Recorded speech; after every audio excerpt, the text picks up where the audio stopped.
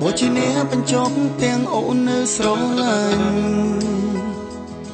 អូនក៏ព្រមដើរចេញព្រោះដឹងពីចិត្តមកពេលបែកគ្នាអូនថាជប់ខ្វល់ជប់តែត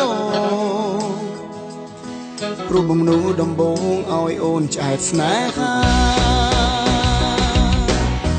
អូនឲ្យអ្នកណាបោកចិត្តទៀតហើយ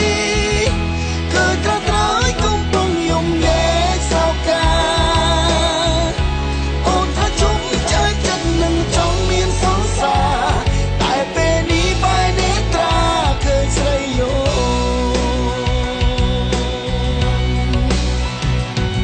ទុកអារម្មណ៍មិនសួរតែខូចចិត្តជុំនោះ